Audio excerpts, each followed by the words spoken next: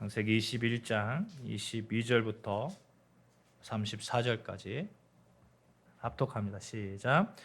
그때에 아비멜렉과 그 군대 장관 비굴이 아브라함에게 말하여 이르되 내가 무슨 일을 하든지 하나님이 너와 함께 계시도다. 그런즉 너는 나와 내 아들과 내 손자에게 거짓되이 행하지 아니하기를 이제 여기서 하나님을 가리켜 내게 맹세하라. 내가 내게 후대한 대로 너도 나와 내가 머무는 이 땅에 행할 것이니라.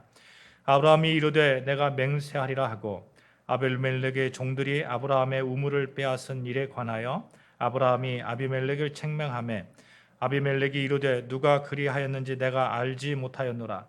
너도 내게 알리지 아니하였고 나도 듣지 못하였더니 오늘에야 들었노라. 아브라함이 양과 소를 가져다가 아비멜렉에게 주고 두 사람이 서로 언약을 세우니라. 아브라함이 7 암양 새끼를 따로 놓으니 아비멜렉이 아브라함에게 이르되 이 7 암양 새끼를 따로 놓으면 어찌미냐. 아브라함이 이르되 너는 내 손에서 이 암양 새끼 7을 받아 내가 이 우물 판 증거를 삼으라 하고 두 사람이 거기서 서로 맹세하였으므로 그곳을 브엘세바라 이름하였더라. 그들이 브엘세바에서 언약을 세우매 아비멜렉과 그 군대 장관 비골은 떠나 블레셋 사람의 땅으로 돌아갔고 아브라함은 그가 블레셋 사람의 땅에서 여러 날을 지냈더라. 아멘. 우리가 누군가에게 도움을 줄 수 있는 그런 사람이었으면 참 좋겠습니다. 도움을 줄 수 있는 사람이라는 것은 도움을 줄 수 있는 조건을 가지고 있는 것이잖아요. 그래서 우리가 누구에게 도움을 줄 수 있는 사람이다라는 그러한 말처럼 축복된 말은 없을 거예요. 마음이 평화로운 사람은 평화를 나누어 줄 수 있고 또 행복한 사람은 행복을 나누어 줄 수 있고 물질이 많은 사람, 그런 사람들은 또 나누어 줄 수 있는 또 충분한 사랑의 마음이 있는 사람들, 물질이 많고 그런 사랑이 있는 사람들은 물질을 나누면서 물질 때문에 힘들어하는 사람들을 이렇게 살릴 수 있잖아요. 또 어떤 이들은 좋은 인격을 나누어 주기도 합니다. 이렇게 도움을 줄 수 있는 사람이 여러분과 제가 되기를 바랍니다. 또 한 가지 바라는 것이 있어요. 그것은 여러분과 제가 도움을 받을 수 있는 그런 사람이었으면 좋겠습니다. 도움을 받을 수 있는 사람, 아무나 도움을 받는 것도 아닌 것 같아요. 그렇죠? 도움을 받을 수 있는 조건이 있는 것이죠. 국가에서 이렇게 사람에게 도움을 줄 때도 아무에게나 도움을 주지 않습니다. 도움을 받을 수 있는 그런 조건을 갖춘 사람에게 주고요.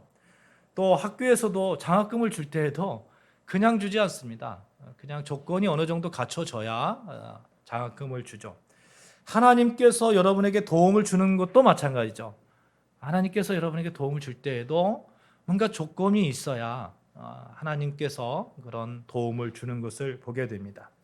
도움을 받을 수 있는 자존감, 또 도움을 받고 감사하는 마음의 소유자들 되었으면 좋겠고, 그래서 누군가 도움을 줄 때에 감사한 마음으로 받고 그 도움으로 인해서 더욱 힘있게 살아가고 또 누군가에게 다시금 도움을 줄 수 있는 사람, 그러한 선순환이 이루어지는 여러분과 저 되었으면 참 좋겠다 하는 것입니다. 사랑하는 여러분, 여러분과 제가 먼저 무엇보다도 하나님께 많은 도움을 받는 그러한 여러분과 저 되어지기를 바랍니다. 하나님께 도움을 받는다는 것, 그것만큼 큰 은혜가 없습니다. 그러한 조건을 좀 갖췄으면 좋겠어요. 여러분과 제가 그렇게 많은 도움을 받고 또 그것을 또한 나눌 수 있는 축복된 그런 사람, 복의 통로라고 말을 하잖아요. 그 복의 통로가 여러분과 제가 되어야 되겠다는 겁니다. 복의 통로가 된다는 건 누군가에게 도움을 많이 받고 그것을 나누어 주는 건데, 우리가 하나님께 많은 도움을 받고 그것을 나누어 주는 복의 통로, 참 멋지지 않습니까? 생각만 해도. 인격도 나누고 평화도 나누고 행복도 나누는 사람, 무엇보다도 믿음을 나누어 줄 수 있는 사람, 정말 멋진 사람이라고 저는 생각을 합니다. 오늘 여러분과 함께 아브라함이 브엘세바에 심었던 한 나무 이야기를 통해서 도움이라는 그런 주제에 대해서 이렇게 좀 접근해 보고 싶습니다. 그러기 위해서 먼저 아브라함의 삶을 살펴보고자 하는 거예요. 여러분도 아시다시피 아브라함의 삶은 정말 우여곡절이 많은 그런 삶을 살았습니다. 그의 삶을 가만히 이렇게 들여다보십시오. 창세기 12장에서 보면 하나님께서 너는 너의 고향과 친척과 아버지의 집을 떠나 내가 내게 보여줄 땅으로 가라 이렇게 말씀하셨거든요. 그때까지 아브라함은 하란이라는 곳에 살았습니다. 하란은 지금은 이제 별 볼 일 없는 그런 땅일지 모르겠습니다만 당시에는 꽤 괜찮은 땅이었어요. 메소포타미아 북부의 주요 교통로 상에 있어서 번영하였던 그런 땅입니다. 유적도 지금 보면 유적도 즐비합니다. 아브라함은 꽤 괜찮게 살고 있었던 것 같아요. 그런데 하나님께서 떠나라는 거예요. 아브라함이 하란을 떠날 때 몇 세인지 아십니까? 75세의 나이였어요. 75세. 말이 75세지 정든 땅을 떠난다는 것, 그거 쉽지 않습니다. 여간 힘든 일이 아니에요. 그것도 뭐 어떤 그 요양을 하려고 편히 쉬려고 이렇게 떠나는 것이 아니라 한마디로 말해서 이민을 가는 겁니다. 이민을. 그것도 알지 못하는 땅으로. 그러니까 75세의 나이에 한마디로 뭐 알래스카 같은 전혀 알지 못하는 그런 땅으로 정착지가 정해지지도 않고 그냥 무작정 떠나라고 하는 거예요. 하나님 그렇게 말씀하시는 거예요. 그런데 아브라함이 하나님의 말씀이니까 그 명령에 순종해서 떠나갑니다. 아내와 조카 롯을 데리고 떠나서 가나안 땅에 왔지만 얼마 되지 않아서 기근이 듭니다. 하나님의 약속을 듣고 가나안 땅 세겜에까지 왔는데 와서 보니까 좀 하나님께서 땅을 주시겠다고 하는 거예요. 이제는 되었구나 생각을 해서 계속해서 남방으로 이렇게 땅을 넓혀갑니다. 땅을 넓혀가고 있는데 그렇게 세력을 넓혀가는데 기근이 든 거예요. 도저히 못 사는 지경에 이른 거예요. 그러니까 아브라함이 이제 안 되겠다 생각을 해서 가족을 데리고 내려간 곳이 어디입니까? 애굽 땅이죠. 애굽 땅에 내려갑니다. 애굽은 여러분도 아시다시피 나일강이 흐르잖아요. 그 비옥한 땅이에요. 기근이 드니까 얼른 애굽 땅에 내려갔는데 거기서 아브라함은 씻을 수 없는 그러한 실수를 범합니다. 아내 있는 사라가 너무 이쁜 거죠. 너무 이쁜 거예요. 이렇게 이쁘다 보니까 사람들의 눈에 쉽게 띄입니다. 그 말은 이런 말이에요. 당시에는 아내가 너무 이쁘면 그 아내를 취하기 위해서 사람들이 어떤 행동을 했냐면 남편을 죽이는 거예요. 남편을 죽여서 아내를 취하는 겁니다. 그러니까 아브라함이 가만히 생각하니까 이 사라 때문에 자기가 죽게 생겼거든요. 그러니까 아내를 뭐라고 말합니까? 누이라고 말하잖아요. 누이라고. 이렇게 거짓말한 일로 인해서 아브라함은 애굽 왕 바로에게 자기 아내를 빼앗깁니다. 엄밀히 말하면 바로가 돈을 주고 자기 아내를 사간 거예요. 양과 소와 노비와 암수, 나귀와 낙타를 주었다고 성경에서 기록되고 있어요. 그러니까 돈을 주고 아브라함에게 돈 주고 아내를 누이라고 하니까 아내를 데려간 거예요. 아브라함은 그걸 받아가지고 말이야.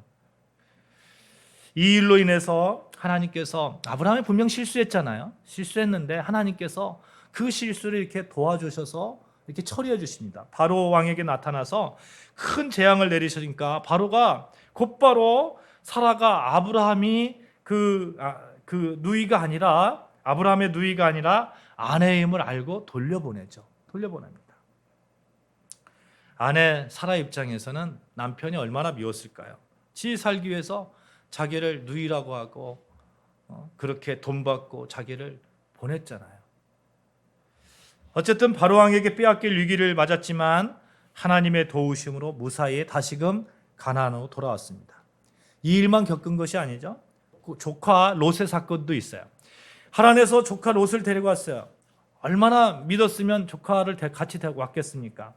그렇게 믿고 의지하던 조카와 끝까지 같이 가려고 하면서 그렇게 살았는데 애굽에서 베델까지 왔는데 다시 돌아왔는데 베델 땅이 그렇게 큰 땅이 아니거든요. 둘이 동거하기가 그렇게 쉽지 않아요. 넉넉한 땅이 아니에요. 가축도 많아지고 금도 많아지고 은도 많아지니까 무슨 일이 벌어지냐면 아브라함의 그 가축을 키우는 목자와 롯의 가축을 키우는 목자들이 서로 싸웁니다. 그래서 좋은 땅을 서로 차지하겠다고 싸우는 거예요. 결국 아브라함이 조카 롯을 떠나보내죠. 어디로 떠나보냅니까? 소돔 땅으로 떠나보내잖아요. 소돔 땅으로. 이 소돔 땅에 가가지고 조카 롯이 포로가 잡힙니다. 포로로. 그래서 아브라함이 포로로 잡힌 롯을 구출하는 장면도 이 성경에 기록되어 있습니다만, 이 롯은 어떻게 보면 끝까지 아브라함의 그런 아픈 손가락이었을 거예요. 나중에 소돔과 고모라가 멸망할 때에도 롯이 탈출하다가 롯의 아내가 뒤돌아보지 말라는 그런 명령을 어기고 뒤돌아보다가 소금 기둥이 되잖아요. 롯의 후손은 또 어떻습니까? 롯의 둘 딸이 있었는데 자신들이 배필이 될 사람이 그 땅에 없는 것을 알고 어떻게 했어요? 아버지에게 술을 먹이게 하고 아버지와 같이 동침을 합니다. 그래서 후손을 이어가요. 큰 딸이 난 아들이 이름이 뭐예요? 모압이에요. 모압. 둘째 딸이 낳은 아들 이름이 베남미. 그러니까 암몬 자손의 조상인 거야. 암몬 자손의. 모압 자손, 암몬 자손, 아브라함의 자손과 사이가 좋았습니까? 끝까지 안 좋은 거예요. 서로. 이것뿐만이 아니죠. 아브라함에게는 자식 한 명이 있었어요. 하나님께서 자식을 주어서 그 자손으로 번성케 하리라고 이렇게 약속하셨는데 나이가 100세가 되는데 아들이 없는 거예요. 근데 100세가 되었을 때 아들을 낳았는데 이름이 이삭이잖아요. 얼마나 귀하겠습니까? 아들 이삭이 이제 서너 살쯤 되어서 이제 젖을 뗀 그런 나이가 되었어요. 그러니까 아브라함이 잔치를 벌입니다. 막 잔치를 벌였는데 한 서너 살 정도 되었는데 그 잔치 가운데 가만히 보니까 그 배다른 형제 이스마엘이죠. 이스마엘이 한 14살 정도 위에 있거든요. 이 이스마엘이 이삭을 막 괴롭히는 거예요. 이것을 사라가 봤어요. 어떻게 했어요? 마음이. 아니 자기 아들을 괴롭히는데 그것도 막 뿔이 날 거 아닙니까? 뿔이 날 거 아니에요. 그래서 아브라함에게 계속 괴롭히는 거예요. 하갈하고 이스마엘 내쫓으라고. 아니 자기가 100세까지 하나님께서 분명 약속하셨잖아요. 너 아들을 내가 낳게 하겠다. 그 약속을 못 믿고 자기 종 하갈을 통해서 아들을 낳았는데 그 아들을 쫓아내보내는 거예요. 창세기 21장 14절을 제가 한번 읽어볼게요. 아브라함이 아침에 일찍 일어나 떡과 물 한 가죽 부대를 가져다가 하갈의 어깨에 메어주고 그 아이를 데리고 가게 하니 하갈이 나가서 브엘세바 광야에서 방황하더니 뭐 준 거예요? 떡과 물 한 가죽 부대. 이거 주면서 나가라는 거예요. 쫓겨난 하갈과 이스마엘이 브엘세바 광야에서 방황했다고 합니다. 아브라함의 주위에서 쉽게 벗어나지 못하는 거예요. 먹을 것도 없고 마실 것도 없고. 그리고 바로 이어서 오늘 본문의 이야기가 나오죠. 오늘 본문은 이렇게 시작합니다. 그때라는 것은 아브라함이 하갈과 이스마엘을 집에서 내쫓은 후에라는 뜻이에요. 하갈과 이스마엘이 집 안에 있는 한 아브라함의 집에 평화가 없었는데 이제 쫓겨났어요. 그러니까 집 안에서는 이제 평화가 온 거예요. 여러분의 삶 가운데 집안에 평화가 있기를 주님의 이름으로 축복합니다. 무엇보다도 우리가 집안에 평화가 있어야 돼요. 만약에 집안에 평화가 있어야 되는데 그것을 방해하는 어떤 세력이 있다면 과감하게 끊어버리시기를 주님의 이름으로 축복합니다. 그러시면 평화가 있는 거예요. 어쨌든 이제 아브라함이 이렇게 하갈과 이스마엘을 내쫓음으로 인해서 평화가 왔는데 문제는 또 다른 데서 외부에서 또 다른 문제가 생기는 거예요. 뭐냐면 아비멜렉과 그의 장관인 비골이 아브라함을 찾아왔는데 이 아비멜렉과 아비멜렉이 어떤 사람입니까? 그랄이라는 나라의 왕입니다. 그와 관련된 이야기가 창세기 20장에 나와요. 그랄 지역으로 가게 된 아브라함이 애굽에서 그랬던 것처럼 자기 아내를 또 뭐라고 말합니까? 누이라고 속이는 거예요. 누이라고. 그러니까 그랄 왕인 아비멜렉이 사라가 이쁘기는 이뻤는가 봐요. 자기 아내로 데려가 버립니다. 그랄 왕이 자기 아내를 데리고 가는데 아브라함은 또 아무 말도 못하는 거예요. 근데 꿈에 하나님께서 또 아비멜렉이 나타나서 사라를 건들지 말라고 하는 거죠. 이 모든 사실을 안 아비멜렉이 사라에게 또 많은 돈을 주어 가지고 아브라함에게 돌려보내죠. 그리고 이 브엘세바를 이렇게 택하여 살 수 있도록 이 그라랑이 아비멜렉이 혜택을 주는 겁니다. 브엘세바는 이스라엘 최남단에 속한 지역으로 네게부 사막에 있는 곳이에요. 아브라함은 그곳에 정착해서 우물을 팠어요. 우물을 파니까 계속해서 물이 나오는 거예요. 여러분, 광야 지역에서, 사막 지역에서 물이라는 건 뭐예요? 생명이잖아요, 생명. 그 물이 나오니까 무슨 일이 벌어지냐면 그 아비멜렉의 그 종들이 아브라함의 그 우물을 계속해서 뺏어가는 거예요. 우물을 파면 뺏어가고, 그러면 또 다른 데서 우물을 파면 또 뺏어가고. 26절에 보니까, 오늘 본문 26절 보니까 아비멜렉이 이르되 누가 그리하였는지 내가 알지 못하였노라. 너도 내게 알리지 아니하였고 나도 듣지 못하였더니 오늘에야 들었노라. 아비멜렉은 그 일을 몰랐다는 거죠. 자기 종들이 아브라함의 그 우물을 뺏어간 거 몰랐다는 거예요. 네가 알리지 않았다는 거예요. 이런 일들이 아브라함에게 계속해서 일어난 겁니다. 집안에는 평화가 있었는데 밖에서는 아브라함의 그런 환경 가운데서는 계속해서 이 어떤 투쟁 아니면 전쟁의 그런 씨앗이 계속해서 일어나고 있었던 거예요. 이런 상황 속에서 아비멜렉이 아브라함을 찾아온 거예요. 이유가 있어요. 아브라함을 찾아온 이유는 아브라함과 평화 조약을 맺기 위해서입니다. 아비멜렉이요, 왜 아브라함과 평화 조약을 맺으려고 했을까요? 왜 그랬을까요? 결론은 이거예요. 22절 한번 같이 읽어볼까요? 22절 같이 읽습니다. 시작. 그때에 아비멜렉과 그 군대장관 비골이 아브라함에게 말하여 이르되 내가 무슨 일을 하든지 하나님이 너와 함께 계시도다. 이 아비멜렉이 가만히 보니까 아브라함이 어떤 상황이 되었든지 무슨 일을 하든지 어떤 실수를 하든지 간에 하나님이 아브라함을 돕는 거예요. 아브라함을. 왜 아브라함은 하는 일마다 잘 되는 것일까? 왜 아브라함의 실수가 있음에도 불구하고 그렇게 잘 되는 걸까? 이 아브라함은 하나님의 도움을 받는 사람이구나. 이 사람 잘못 건드리면 안 되겠구나. 그렇게 생각했던 거예요. 여러분, 우리의 삶 가운데, 여러분과 저의 삶 가운데 저 사람 하나님이 정말 사랑하는 사람인 것 같아. 저 사람 잘못 건드리면 내가 큰일 날 것 같아. 이런 사람 있어요, 없어요? 만약 그런 사람이 여러분과 저라면 그것처럼 굉장한 백이 어디가 있습니까? 그렇잖아요.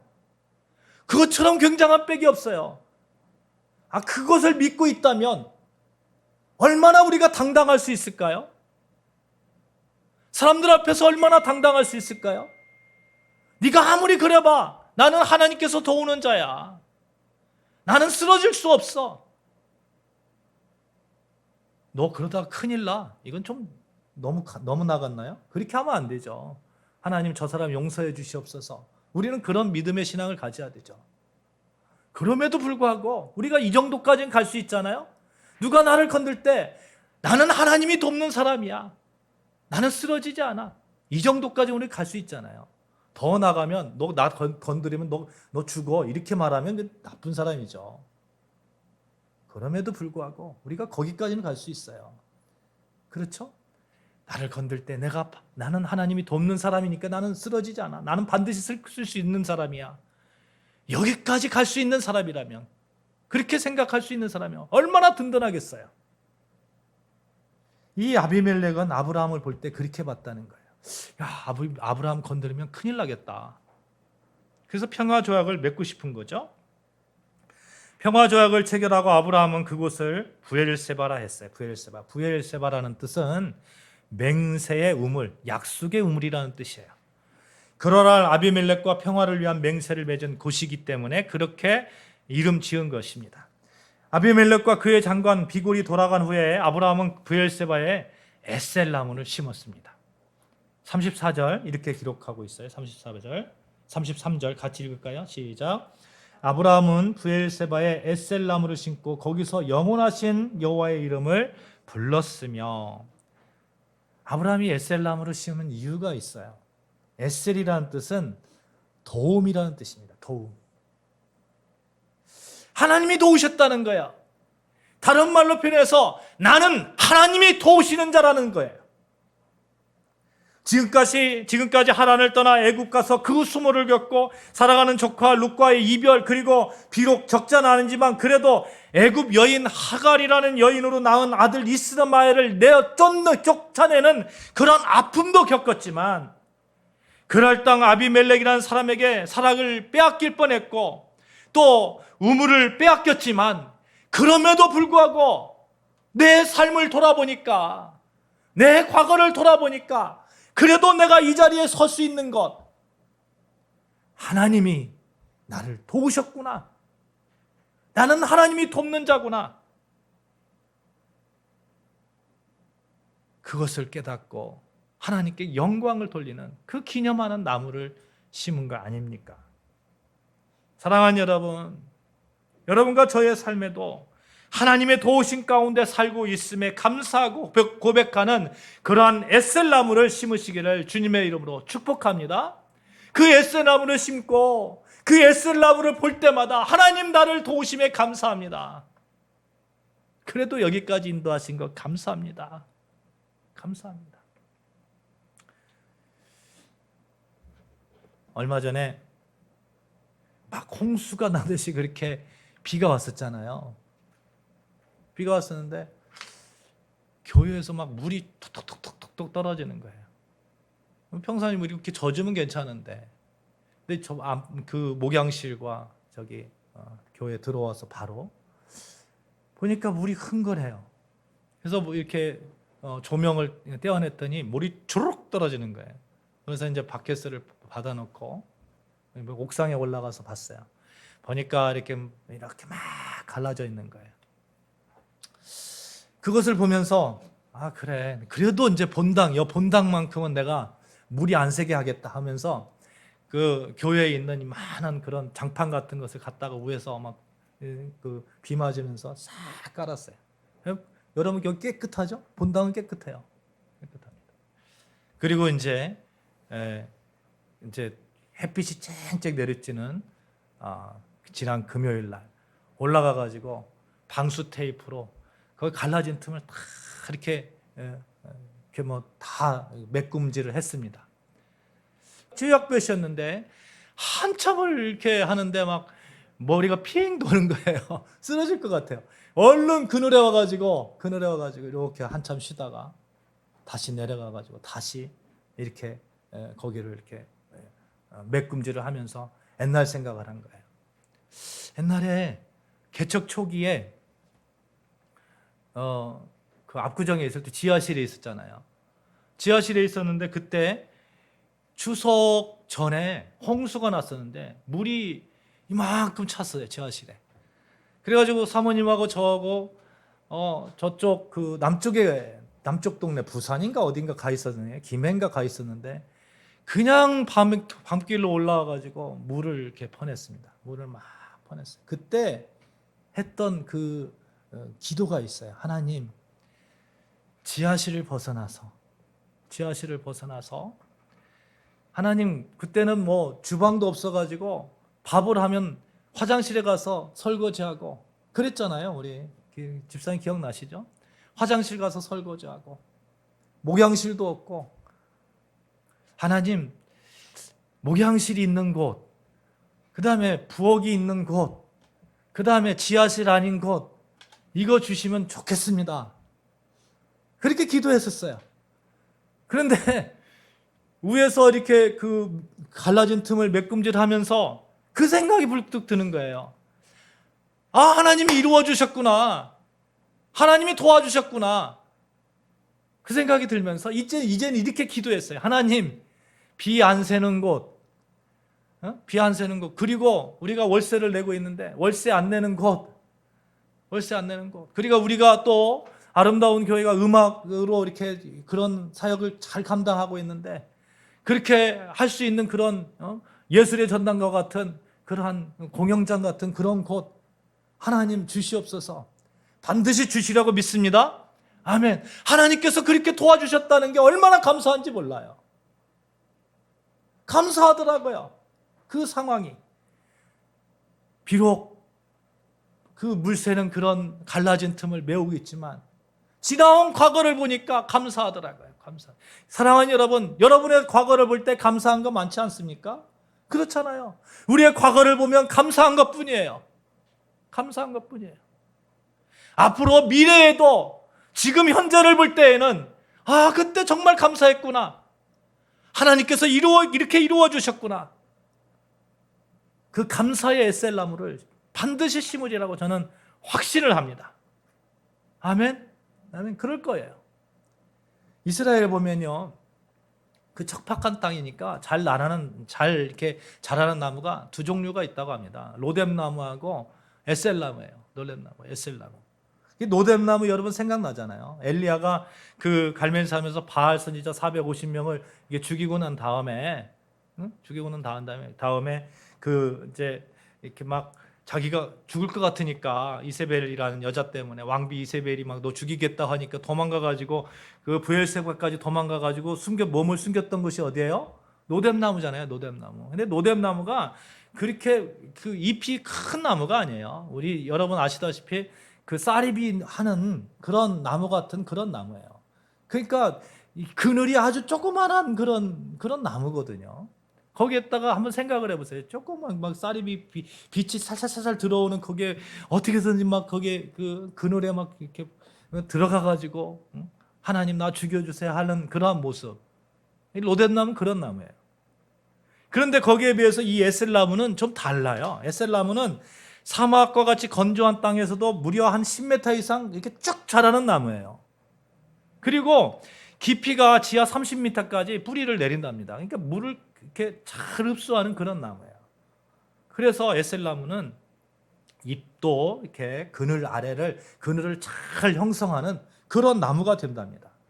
그 밑에 들어가면 보통 5에서 10도 이상 이렇게 서늘한 그늘을 제공한다고 하죠. 그래서 이스라엘 백성들이 에셀나무는 최고의 안식이라고 이렇게 얘기합니다. 아브라함은 이 에셀나무를 심은 거예요. 최고의 안식이 되는 그 나무를 심은 거예요. 지금까지 자신의 삶은 광야와 같은 삶을 살았습니다. 고백하면서 하나님, 그럼에도 불구하고 하나님께서 내가 실수할 때마다, 내가 광야 같은 곳에 설 때마다 하나님이 나를 도우셨군요 생각하면서 에셀나무를 심었던 거죠.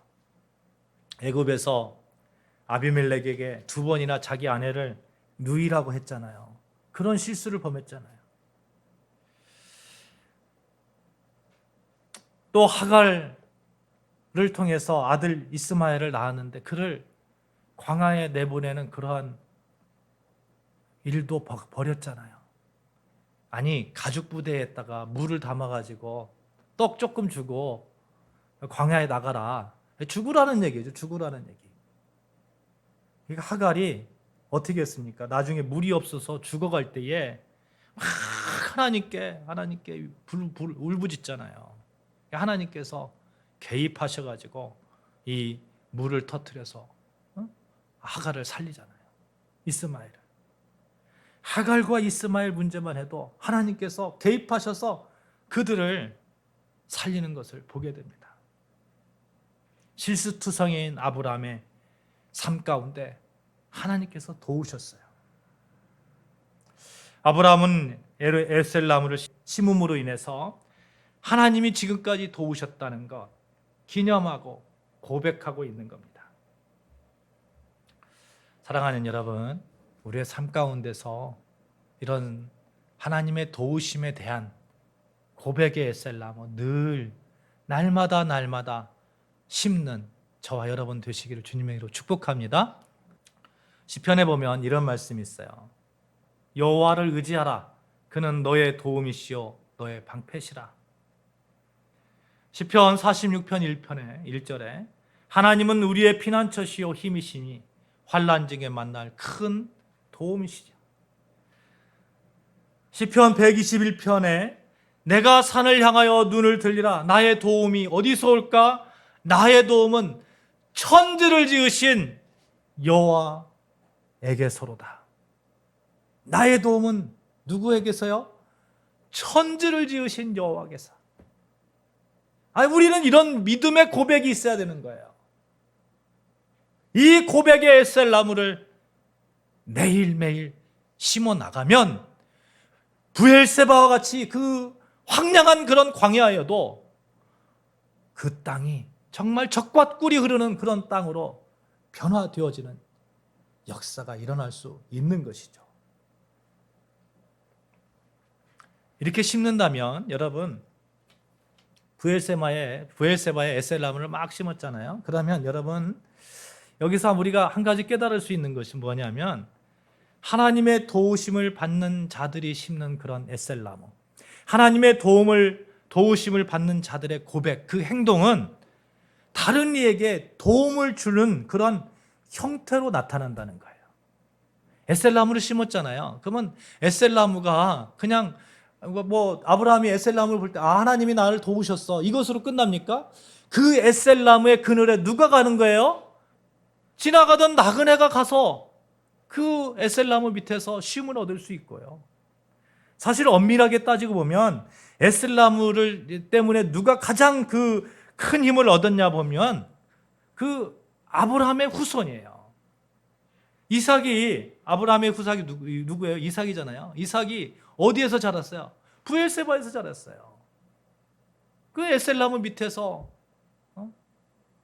그렇게 쉼을 얻고 가장 큰 혜택을 본 거예요. 사랑하는 여러분, 우리가 하나님께 도움을 받고 있다는 그 믿음의 고백에 대한 그 에셀나무를 심음으로 인해서 누군가에게 그 도움을 나누어 주는 그런 형태로 나타난다니까요. 한번 보십시오. 우리가 그 심는 행위가 뭡니까? 우리가 선교를 하고 또 하다못해 우리가 음악회를 하고 그렇잖아요. 그 모든 것들이 사실은 에셀나무를 심는 그런 행위가 되는 것이거든요. 그것을 통해서 누군가에게 우리가 도움을 주잖아요. 그래서 여러분과 제가 우리 교회가 많은 에셀나무를 심는 그런 교회, 그런 가정, 그런 믿음의 형제 자매들이 되자는 거예요. 말씀을 마칩니다. 어떻게 보면 하란을 떠나서 가나안 땅에 들었을 때 아브라함처럼 그렇게 파란만장하고 척박한 땅에서 우물을 파야 하는 우리의 삶일지도 모르겠어요. 수고해야 됩니다. 그래서 그곳에서 언제나 피 터지는 그런 삶의 투쟁이 있을 수 있습니다. 그 가운데 우리가 실수할 수도 있고 그 가운데 우리가 아픔 또 두려움 가운데 있을 수 있습니다. 그러나 여러분과 제가 늘 기억해야 되는 것은 우리는 하나님의 도우심을 받는 사람이다 라는 거예요. 그 하나님의 도우심을 받고 사는 여러분과 저, 그 도우심의 기념을 하는 에셀나무를 매일매일 심자 하는 겁니다. 나는 천지를 지으신 여호와 하나님이 도우시는 자다 라는 그 에셀나무를 여러분의 삶에 광야 같은 그 삶의 터전에 매일매일 심으시는 저와 여러분 되시기를 바랍니다. 그래서 그 에셀나무를 통해서 누군가의 그늘이 되는, 누군가에게 도움이 되는 그러한 일들이 일어나기를 주님의 이름으로 축복합니다. 우리 다 같이 나의 갈 길 다 가도록 그렇게 찬양합시다. 찬송가 434장인데 우리 같이 찬양하도록 하겠습니다. 나의 갈 길 다 가도록 예수 인도하시니 나의 갈 길 다 가도록 예수 인도하시니 인도하시니 내 주 안에 있는 긍휼 어찌 의심하리요. 믿음으로 사는 자는 하늘 위로 받겠네. 무슨 일을 만나든지 만사 형통하리라. 무슨 일을 만나든지 만사 형통하리. 3절입니다. 나의 갈 길 다가도록 예수 인도하시니 그의 사랑 어찌 큰지 말로 할 수 없도다. 성령 감화 받은 영혼 하늘나라 갈 때에 영영 부를 나의 찬송 예수 인도하셨네. 영영 부를 나의 찬송 예수 인도하셨네. 기도하시겠습니다.